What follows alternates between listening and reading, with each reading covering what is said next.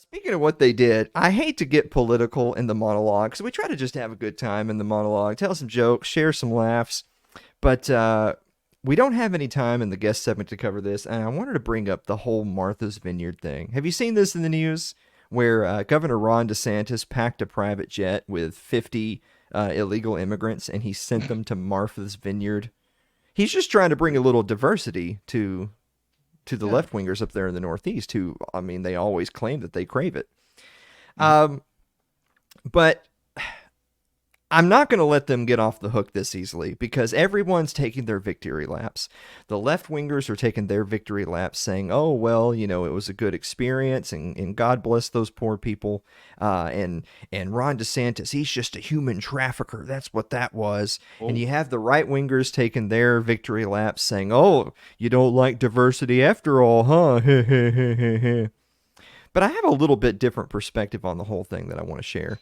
So first of all, do we have a picture of Martha's Vineyard? oh, current one. Yeah, hold on. Yeah, that's There that's it is. live. That's happening right now. Yeah, Yeah, what's been in pretty those wild. what's in those bags? Like to-go containers. Yeah, they've been to ponchos. All right. Oh, Anyway, the thing I wanted to drive home is that a lot of right wingers have been pointing out that the left wing are hypocrites. Imagine that, hypocrites in politics.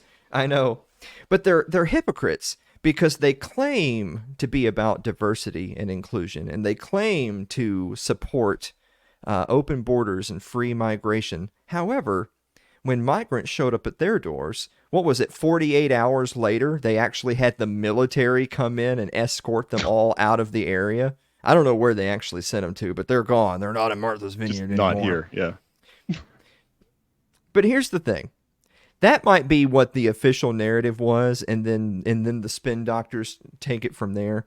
But I actually want to suggest something a little bit different, and this is particularly directed to our conservative friends who are all patting themselves on the back for this epic troll. So you guys are pointing out the hypocrisy of the left for taking these people that they don't want in their community and getting rid of them. What stopped y'all from doing that?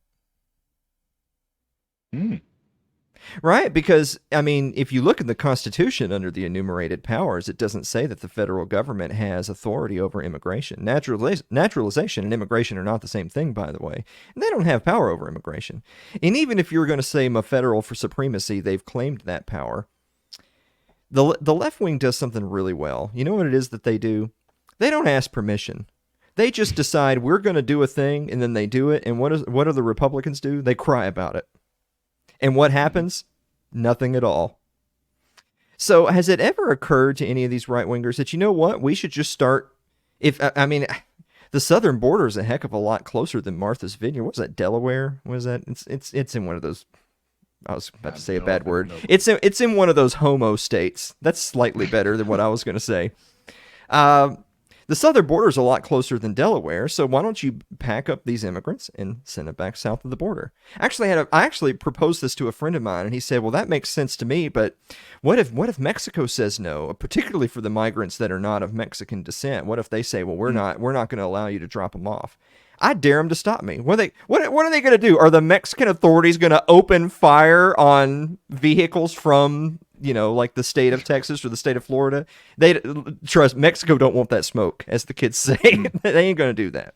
So instead of asking Washington D.C. about how you can deal with your migrant crisis, start deporting them. And I'm not even necessarily saying that where I stand on the issue one way or the other, left or right. I'm just saying that the left wing always just takes the action that the right wing wishes they had, but for them it's too late. You know what? This immigration crisis has really struck close to home for a lot of America's richest and most influential American families, including that of former President Barack Obama. Take a listen right here. My dearest Michelle, it is day 2 of the siege on Martha's Vineyard. Invaders have me weary and stricken with defeat. I hope to secure provisions for the day and write you on the morrow. I fear the end is near. Barack. That's how he sounds, by the way, when he's hanging around with Yeah. his white friends.